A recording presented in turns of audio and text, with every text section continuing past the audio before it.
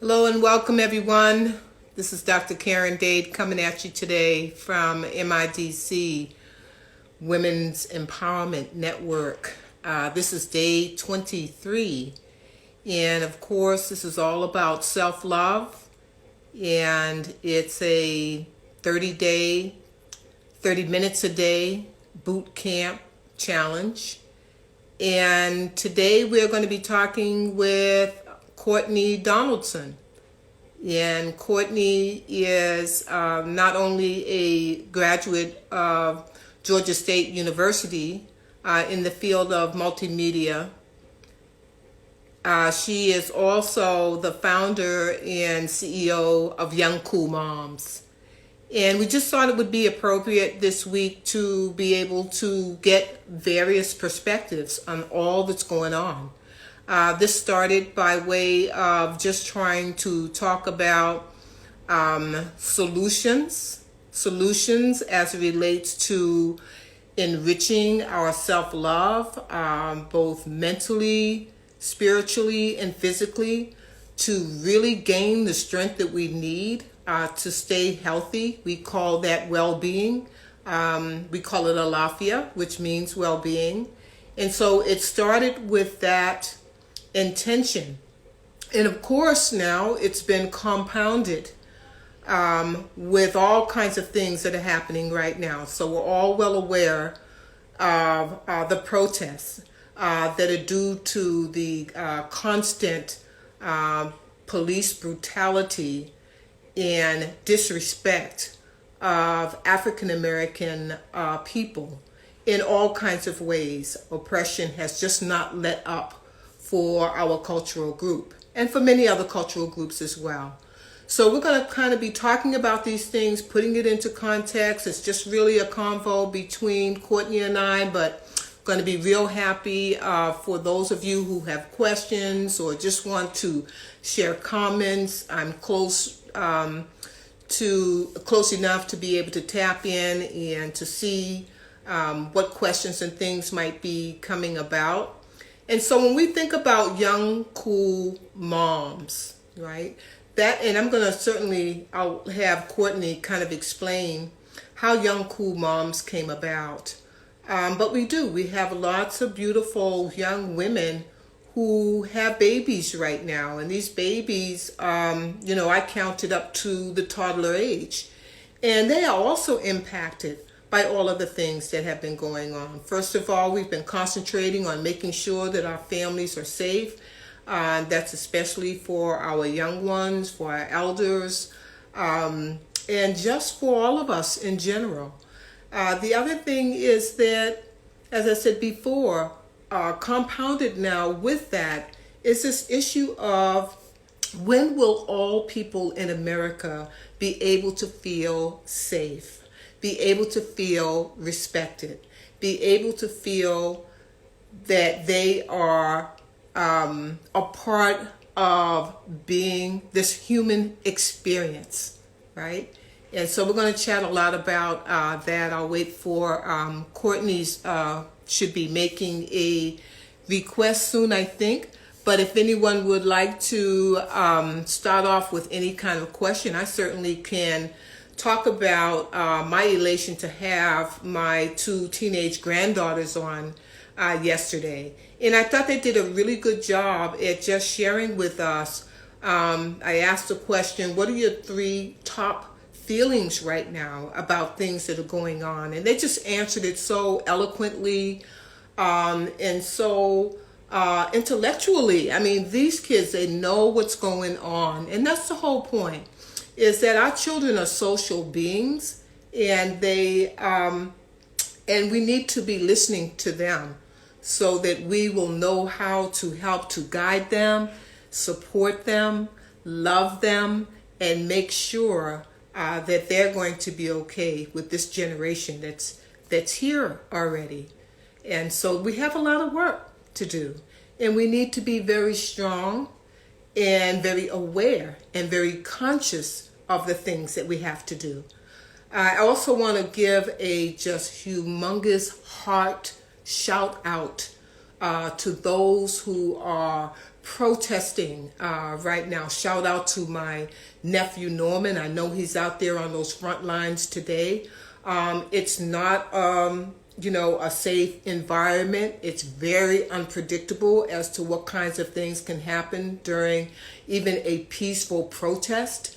But those voices are out there. Those young people. I mean, I'm seeing these young, from teenagers and in their 20s really taking that risk to be out there and make a stand and to make their voices heard.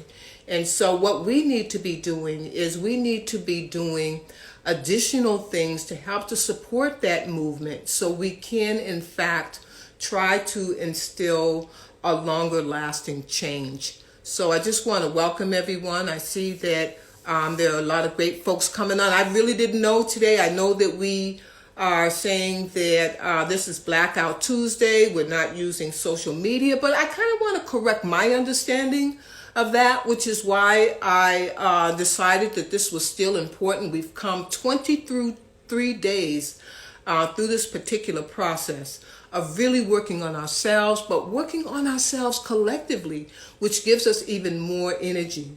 And so one of the reasons why I decided that this is still a very important aspect of contributing to the change that we need in this world, in our society, within our communities, because it is coming from the Black perspective, right?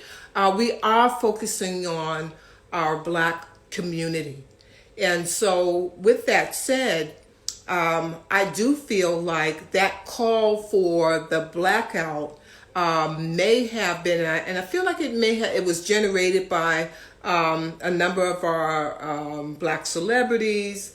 I also feel like it may have been directed to those sort of non-melanated folks who it was just an ask not to fill the airwaves as African Americans have this opportunity to talk about the things that need to be done. So it was creating that space. That's my understanding. And so I am so happy that you are joining live. And I know things are going on and you may be out there protesting right now. But to be able to come back and see the recorded version, I hope again that you hear us loud and clear.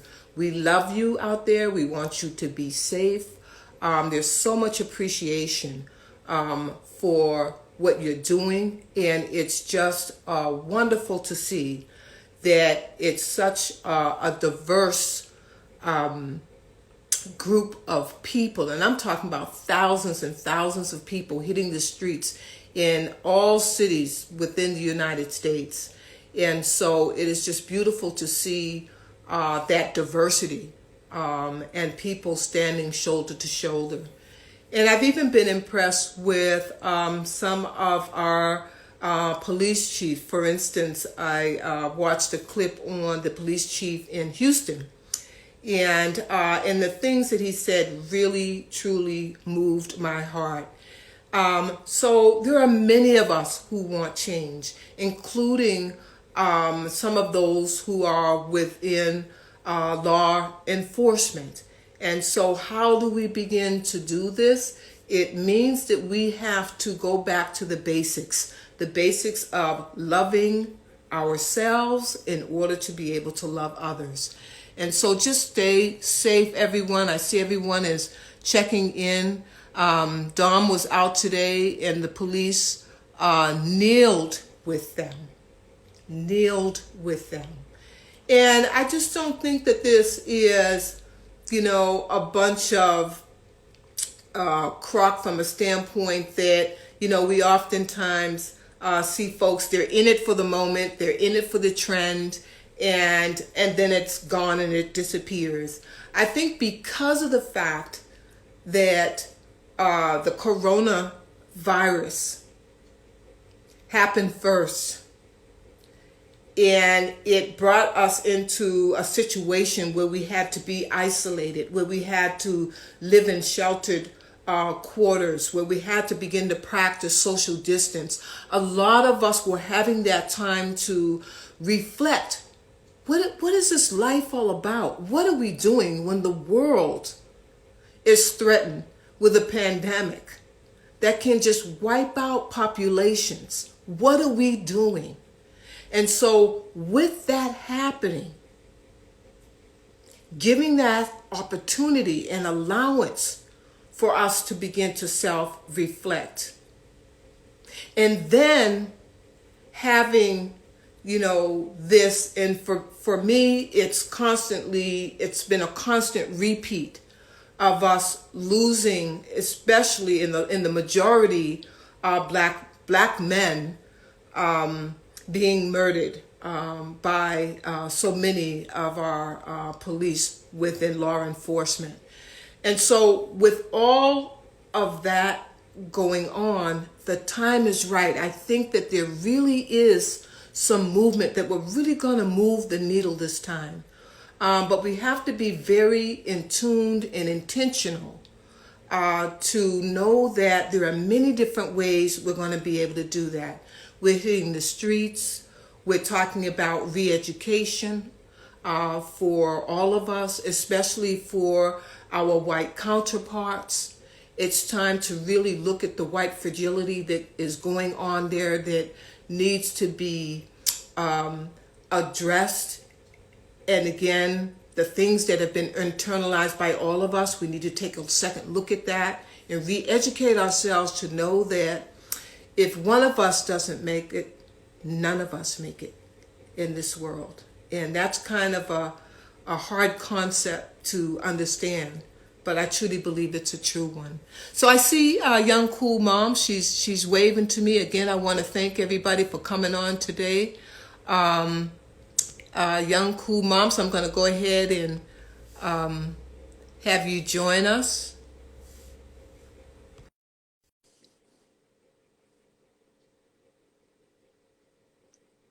And so she should be coming on in a minute. Okay, my dear, you seem to be upside down. What's happening? And I can't hear you. I'm gonna let you get that together. You're the tech expert, so I'm gonna. Don't hear. I don't hear. Do others hear? Can others hear? Can hear Court? Everybody's saying hi, Court. Everybody's saying hi, Court, but we're trying to hear.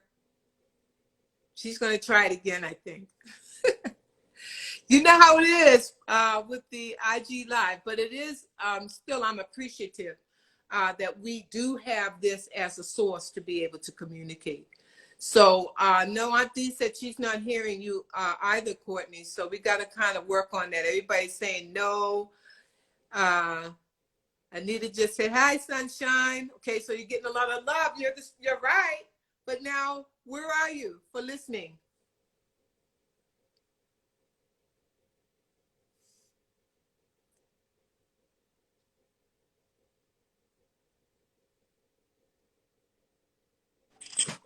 Hey, I heard something. This is important to continue gathering. Absolutely right, Dom. I'm looking to the East Coast to probably come on. Let's talk about tomorrow or Thursday. Okay. Okay, Courtney, I heard a little shuffle going around there. So, all right. So why don't you, Court, disconnect maybe and try again if you're hearing me. Okay, and she's going to join us. So have no fear. Now we had some pretty deep conversation yesterday, and we've been having some deep conversations throughout this 23 days, right? And it's a 30-day boot camp challenge. So good, we hear a voice. Can you hear me? I can hear you. Now you are just. Oh my God, I don't know what. Now you need to turn it around. Technology is nuts.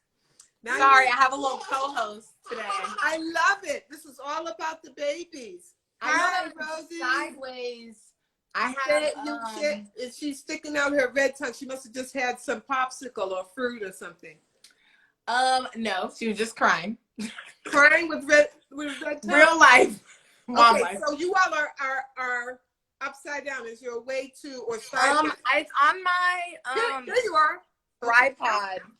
I can Okay. try and get it on some stable ground. Give me one moment. Okay. All right, and yes, we're talking about the babies. Yesterday we talked about we're oftentimes forced, especially people of color, especially Black communities, Black families, we're having to sit our children down way before it's time for them to understand it. It robs them oftentimes of their childhood to know that they have to be in fear and in safety because of who they are, what culture they identify with, right? And so I know originally, Courtney, we were going to talk about some of the wonderful things of activities that you've been doing and encouraging other members of Young Cool Moms to do with their children while they are not in daycare and not in school and summer's coming up. And I know we were going to talk about some of those things, but I think we can still kind of cover some of that ground, but put it in the context of what do we think right now is most important to be teaching our children? Hey, Rosie. Hi.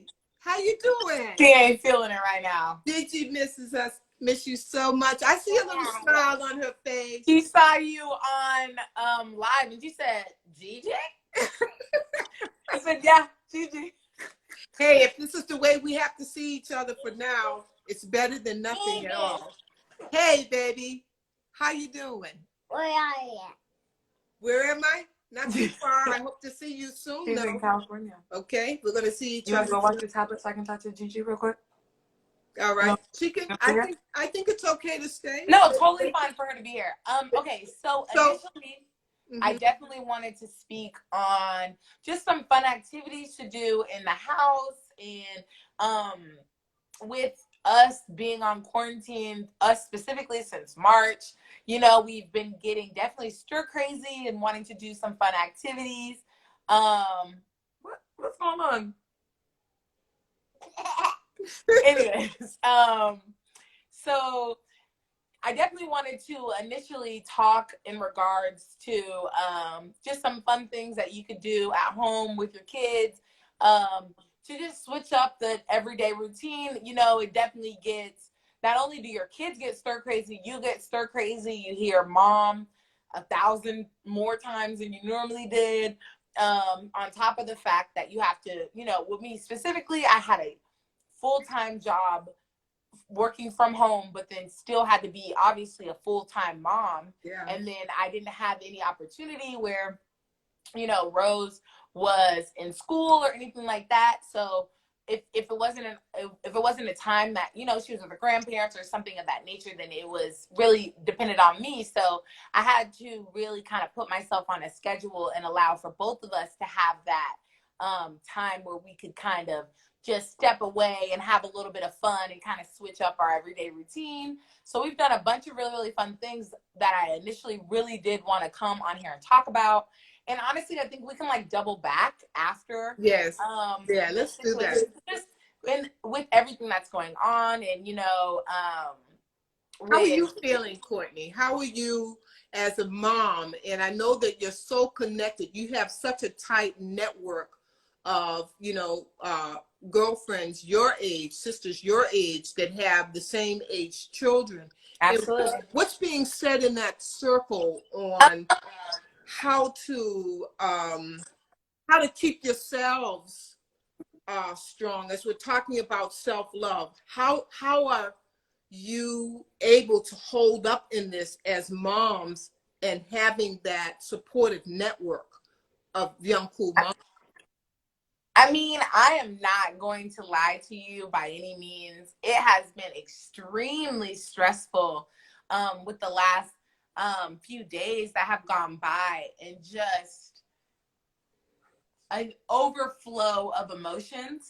I'll say I've honestly you know, of course, I've been connected with my social medias, and I just felt as though honestly, I haven't gone a day since George Floyd where I haven't cried.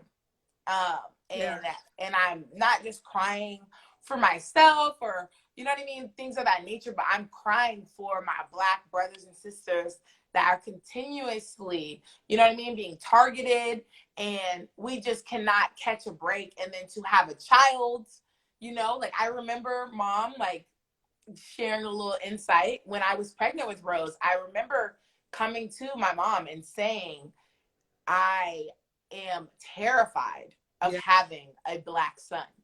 And it's so crazy because I wanted a boy so bad. Like, Yeah. just wanted to be able to, you know, just play all type of games with and like rough them up and stuff like that. I wanted that kind of rugged little boy, but the thought of having a Black boy in American society is just, you know, like, Courtney, I it brought remember so that. I much remember you emotion to coming to me. me And in that is tears. right before, I mean, that's In before, I mean, tears. of course, you know, injustice has been happening clearly for, you know, centuries, but that was just in the last, I mean, she's 3, so that was in the last 4 years. Yeah. Of me just being completely terrified of that idea, you know?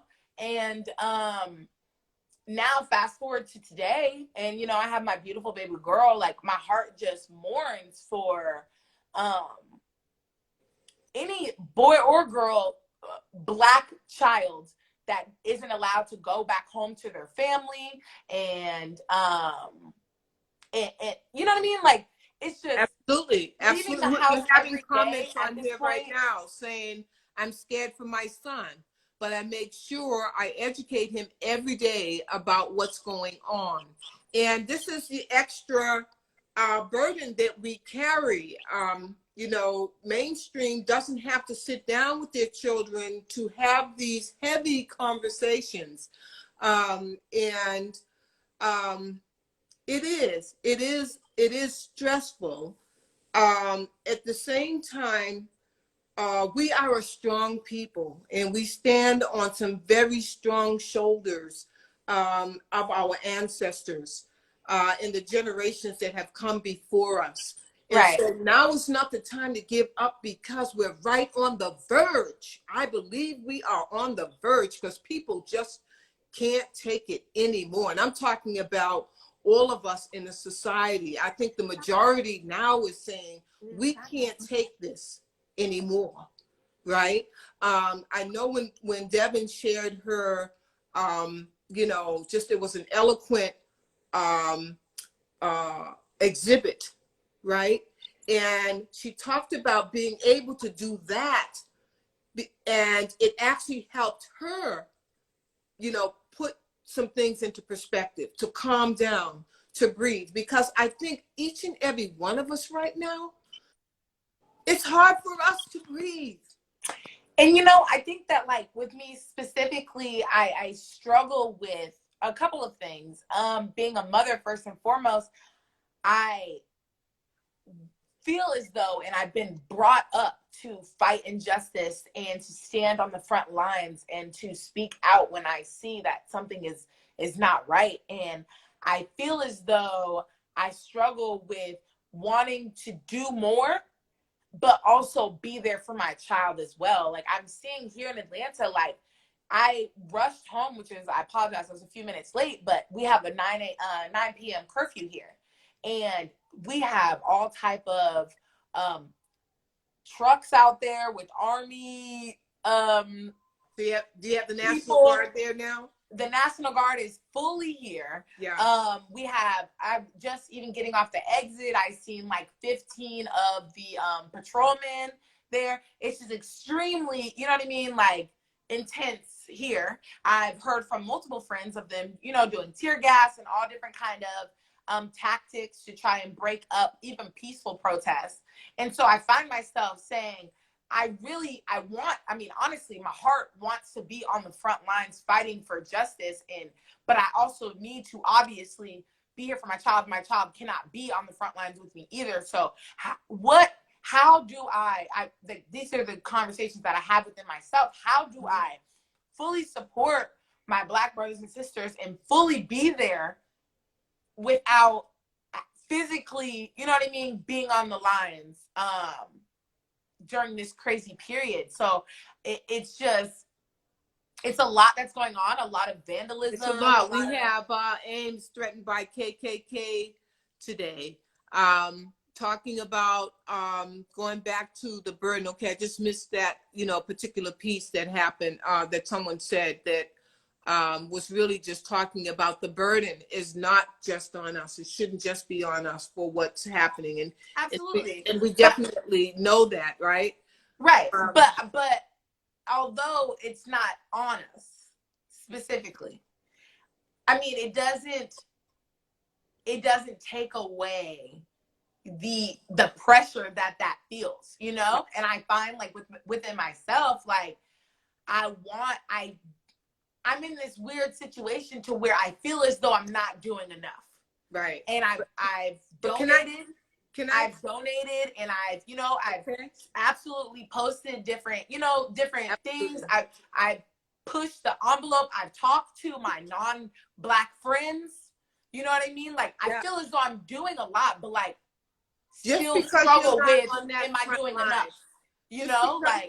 But so Courtney, and for all that are joining today, just because you're not on those front lines, that you're not in that protest, because yes, it would be unsafe to have rows. I remember taking your eldest brother on the march to Washington 10 years after the first march on Washington.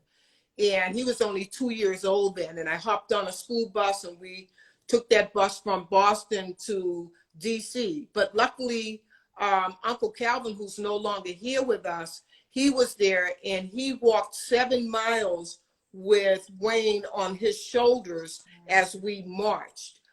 So we took the risk back then.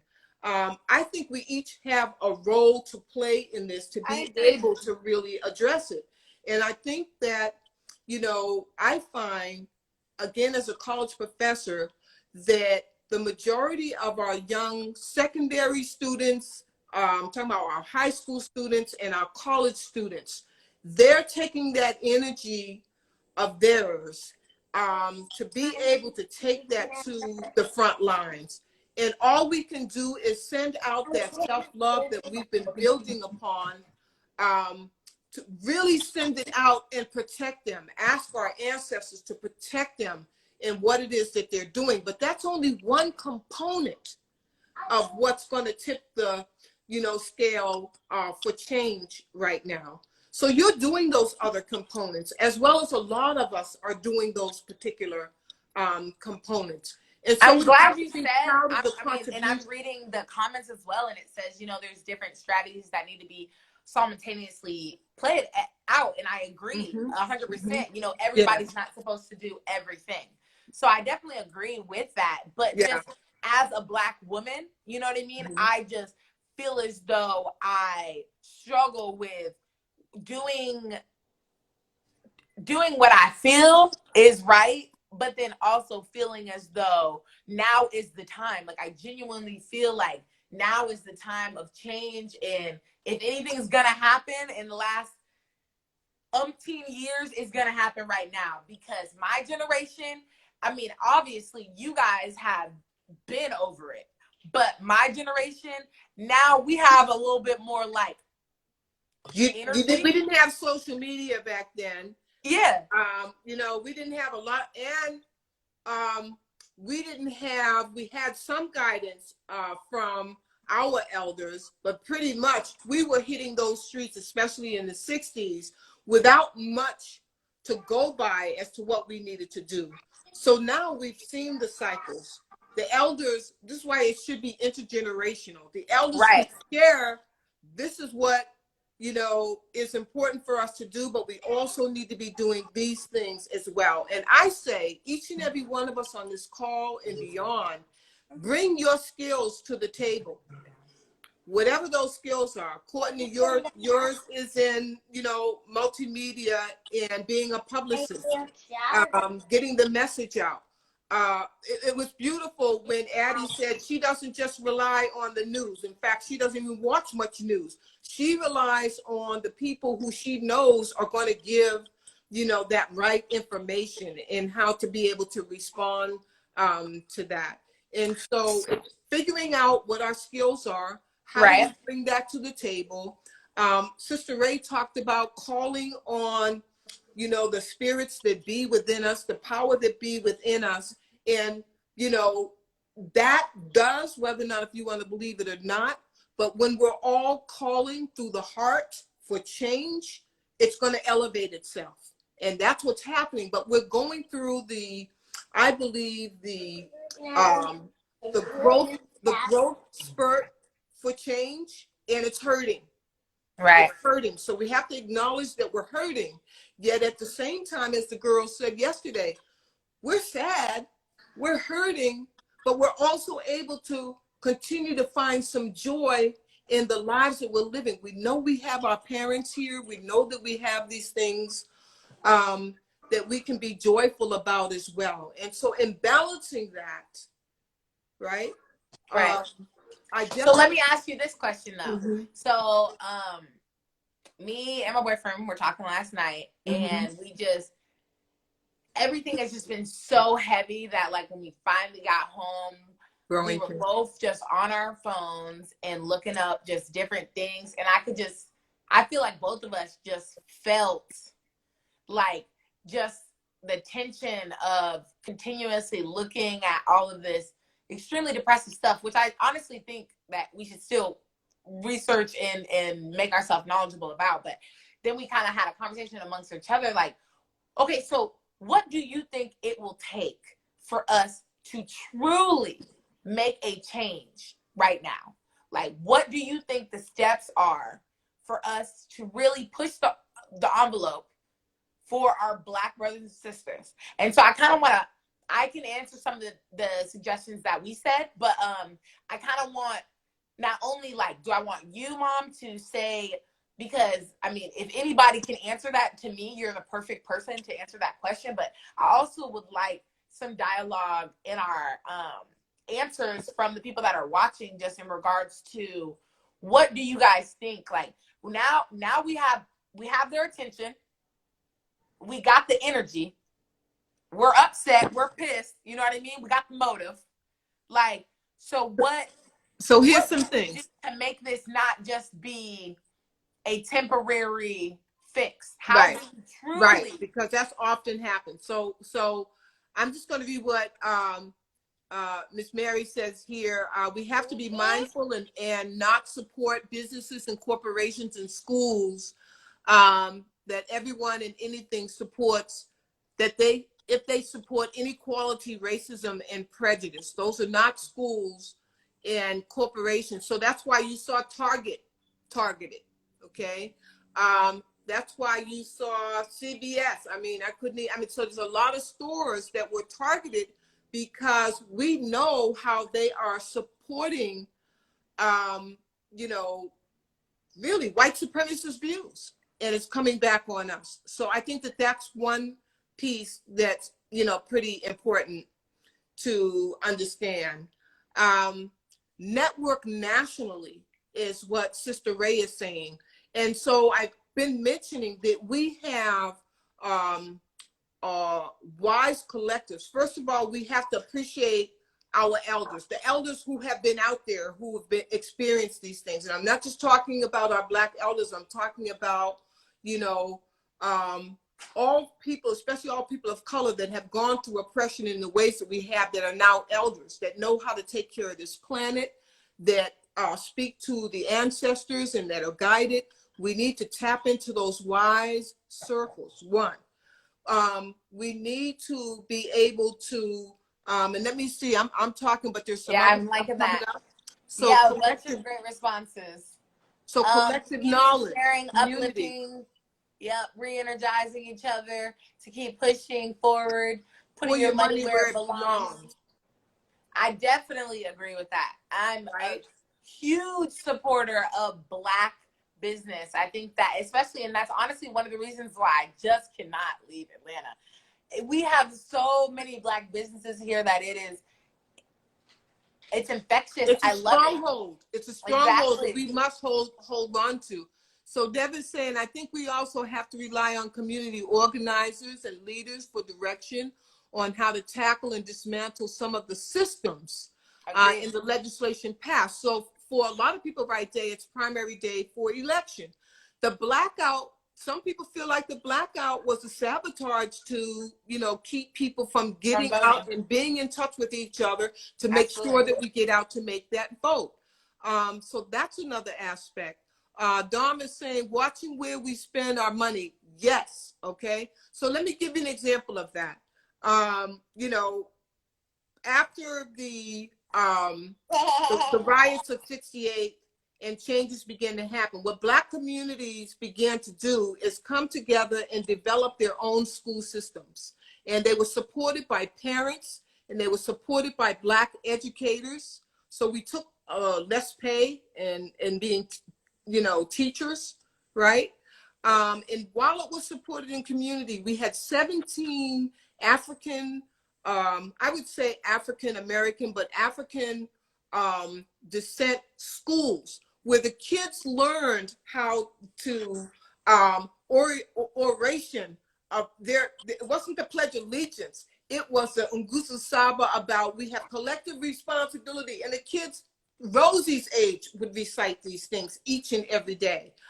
So they began to, so when it comes time for socialization in our society, if you're already grounded in, you know, self-confidence, right? And you feel empowered, then you're not gonna fall for the okie doke.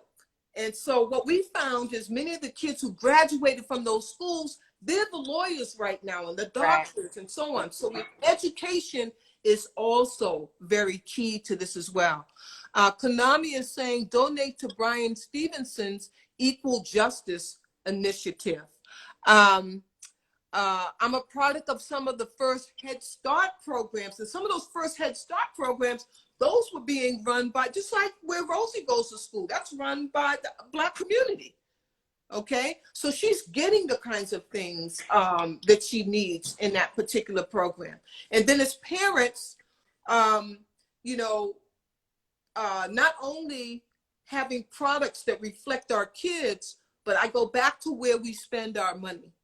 So now we can't order from Amazon. I mean, you know, you can't go into Target. What are some alternatives?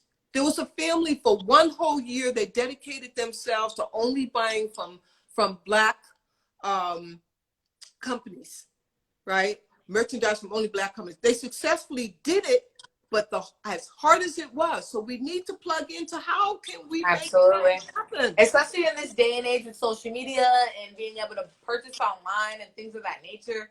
I work for a company and I do all of the logistics on the back end in regards to, you know, shopping online and things of that nature. So I feel like now is the time where it should be simpler, not as hard to shop Black, to buy Black because of the internet. You know what I mean? Yeah.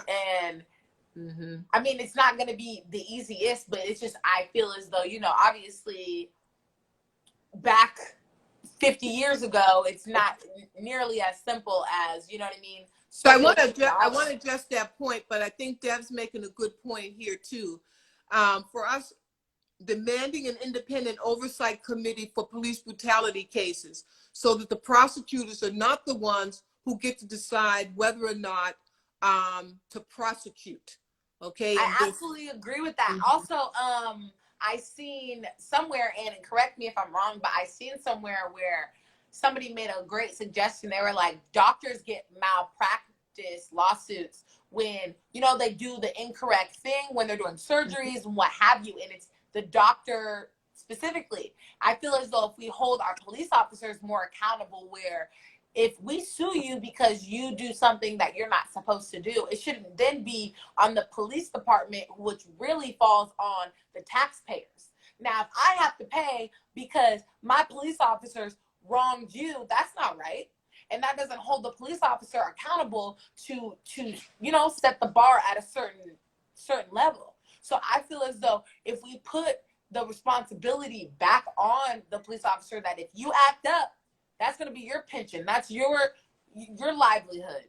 You know what I mean? I feel as though that will really push people. Yes, that is where unions come into play. That will really push people to be the best person, because people don't want to have that type of responsibility when it comes to if you're doing wrong. Right. That consequence is really heavy, but it should be in there. Right. Because you're dealing with lives at this point. And countless Black lives have been slaughtered. Absolutely. Because they can get away with it. Right. So absolutely, legislation, all that stuff needs to absolutely. To me, the Constitution needs to be rewritten. It was written full of white men, and that is just not what our nation is built on. You know what I mean? Well, I mean, that's what it was built on, but that's not what we're living in today. Right. To me, I feel as though it needs to be rewritten with people who look like the Americans of today. Right. But let me check on the Constitution, but there's some really great things being said, but I need to remember to answer something for you about the Constitution.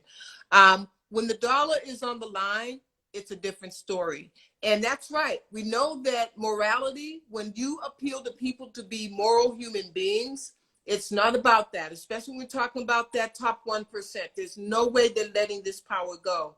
Right. And just mainstream in general, it's a hard thing. You know, if you had some power, you wouldn't want to give it up. So this is the struggle, you know, as well, too. Auntie is saying, yes, our young children need to have constant education about who they are and where they come from and what they are worth. Okay, they are diamonds. They are precious jewels.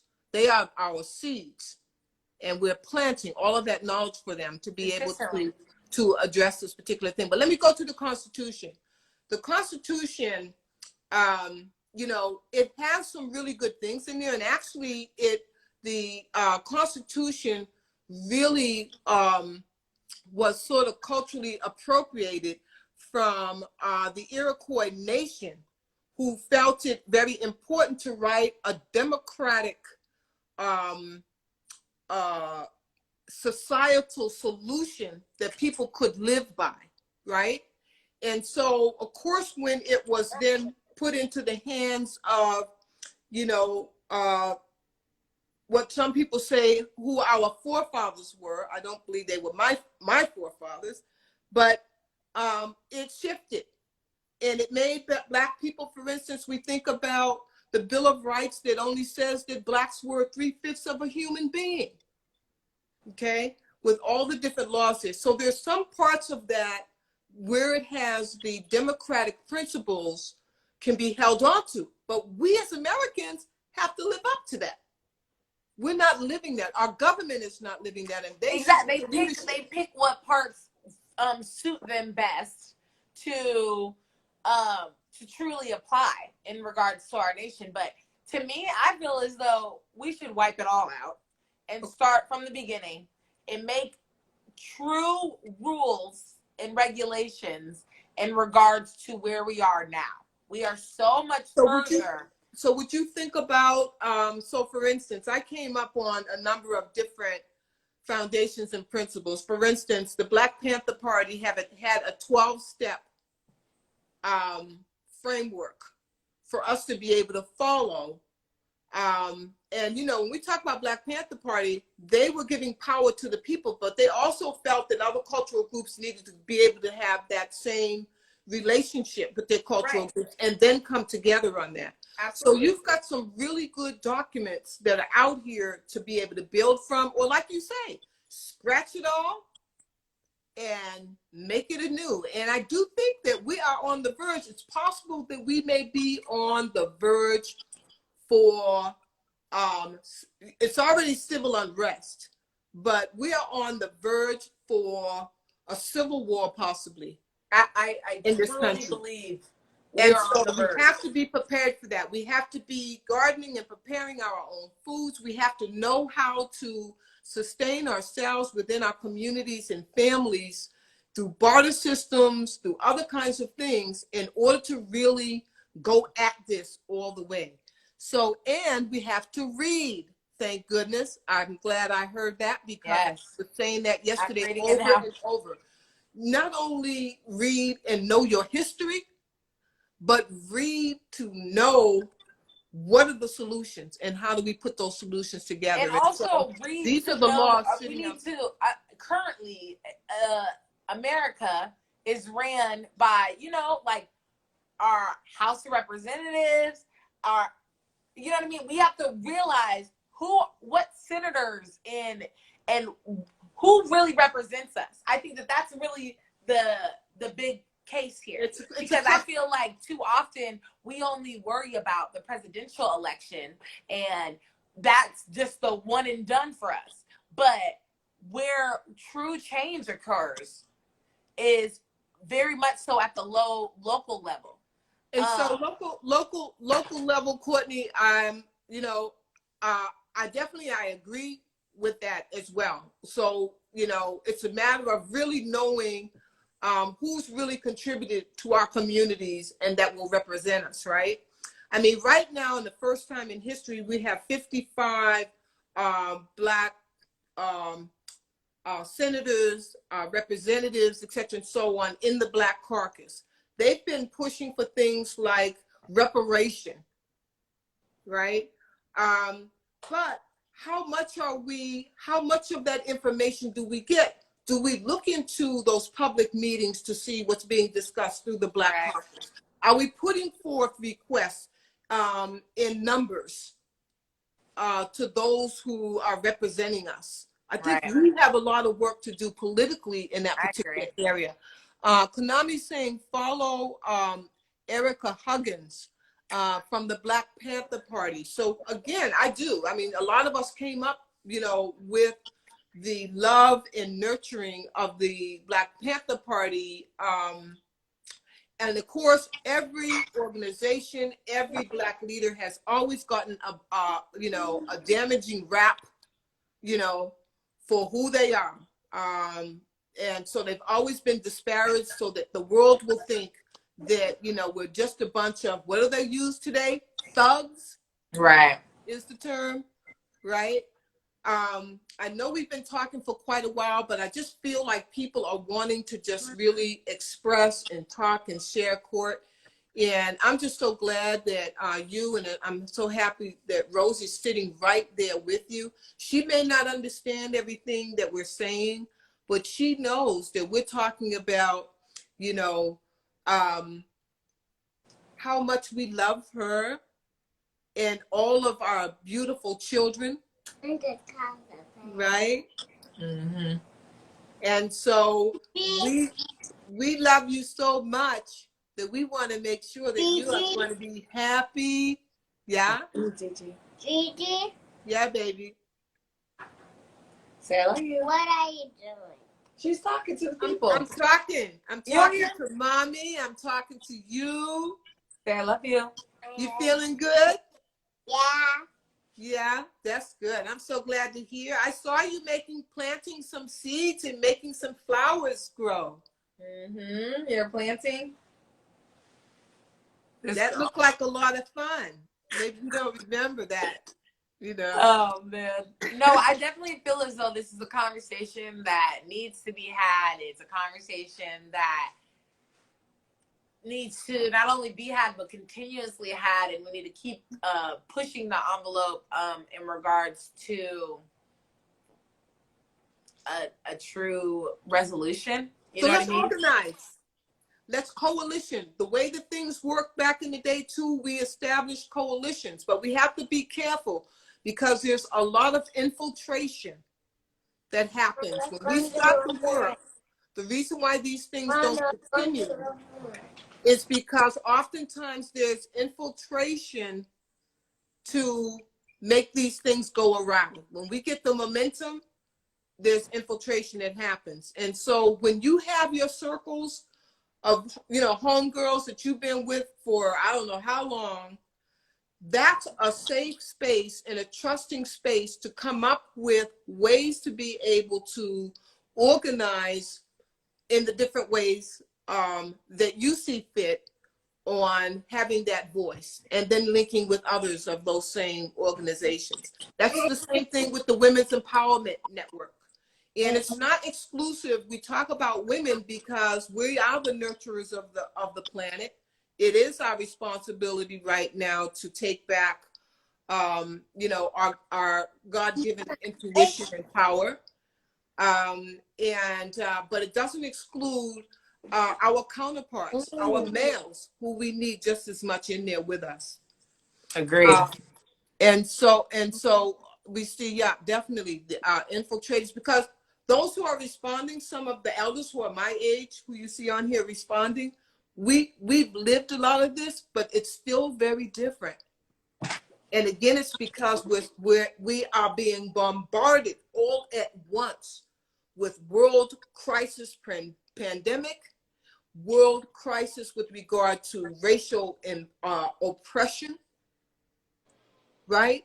And there's so much that you know how when a pipe gets filled with steam, what happens?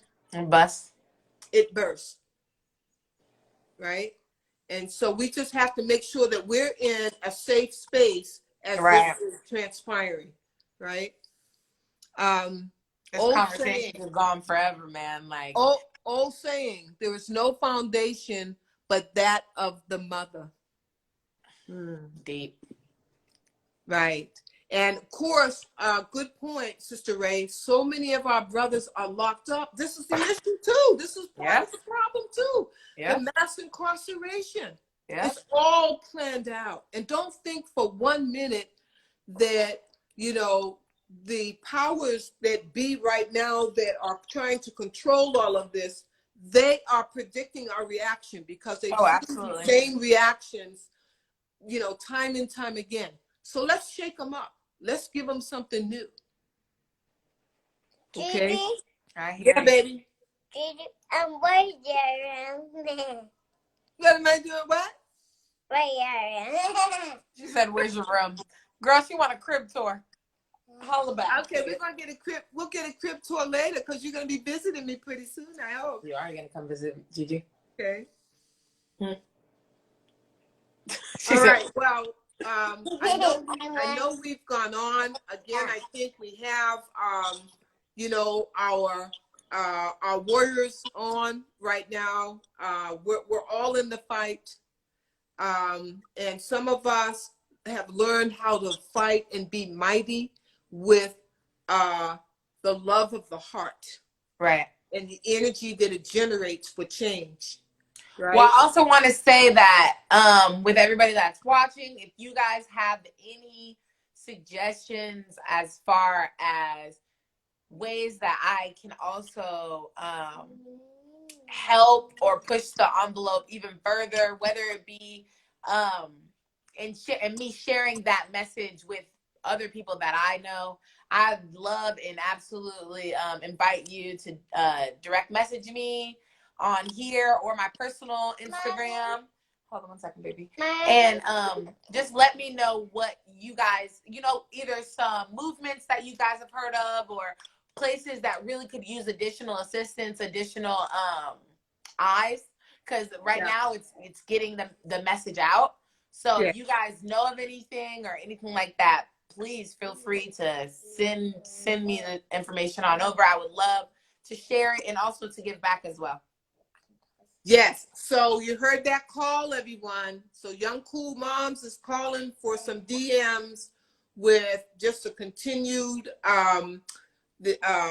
focus on what we're talking about today, along with what you perceive as some solutions, because it's going to take a lot of solutions to really get at that problem of eradicating. Absolutely. And people say racism can never be eradicated because it's tied to privilege and power, right? But if we put our foot down, right, and we stand up, I honestly think the time is right. As well as for those of us who are in tune very spiritually, those ancestor spirits are telling us the time is right. Take the time to meditate, reflect, so that you can hear what it is that you're supposed to do and what is your path for doing things. Really take those deep breaths and listen. Listen to the inner voice. It always guides us in true ways. Follow your instincts. Today they had blackout and people were saying don't get online, and I'm like, no. Black people need to be getting on. I don't know what this is all about, and that's okay. But at the same time, no, this is the time we need to be hearing our voices and sharing those voices aloud. So that was the position that I took. So you don't always have to follow the crowd and the trend. When your heart is telling you one thing and you feel it strongly, you got to go with that. You got to go with that. That's what's showing the way. Well, okay, I know we've completely, y'all help calm my soul. Can we please, let's call our names out with great strength, because it's the power of words, as someone just said. Whatever you're feeling, write it down if you write. Do it in the artwork if it's in art. Do it in phone calling everybody that you know that you're concerned with. If you're a communicator, know what you do best and start doing it. Now is not the time to be laying on our laurels just because we are mainly home and isolated. Okay? And it's important to stay safe with all of that as well. So we are going to close with strongly calling our names. And before you close, let me, because I want you to be the one to finish it out. I just want to say thank you, everybody, for participating, and we love you guys. We love you. And plenty more content and discussions to come. And definitely DM me and send me any information if you know about some more opportunities to be a part of this movement, because we really, really care about it. It's for the babies. I was just want to say, it is for the future. It is for our future. Sitting right there. Right now, we are fighting for our future. So we owe it, and we are fighting for our future. Absolutely. So let us all join in, get mightier with this, and then let's go ahead and with our meditation, I want you just to take in a nice deep breath in through the nose. I want you to draw that breath all the way from your root chakra and feel that energy. And then let that come all the way to the top of the head, our crown. That's the baby soft spot. That's where the spirit enters the body when we come into this world. And these are the connections too that we need to know about and reach out to. So let's call our names. Let's tell ourselves we love each other. And believe it or not, that's a very powerful mechanism to also address the things that we're talking about. So let's breathe in for the count of 4, everyone. I want you to envision that times are changing, and it's going to be better. It's going to be better for all of us in this world. Okay, so inhaling, 1, 2, 3, 4, nice deep breath. Hold it. See that picture in mind's eye. See that we are living now in peace, in joy, in love as a human race and a wondrous planet. Exhale out all of that energy that does not serve us in reaching that goal, that ultimate goal. Exhaling out, 2, 3, 4. Now let's call our names and give power to us to give power to one another. Karen, Bernadette, Cardoza, McLean, Dade. I love you. I love you that you've taught me how to listen to my instincts and to go with them, because it always makes a lot of sense once I've listened and I've implemented those things. Karen, Bernadette, Cardoza, McLean, Dade, I love you. Thank you for giving me the energy for these past 23 days to be a part of this 30-day, 30 minutes a day boot camp. Karen Bernadette Cardoza, McLean, Dade. Thank you for putting in my mind that now's the time we're going to do some intensive retreats on these things that we're talking about, and we'll be talking about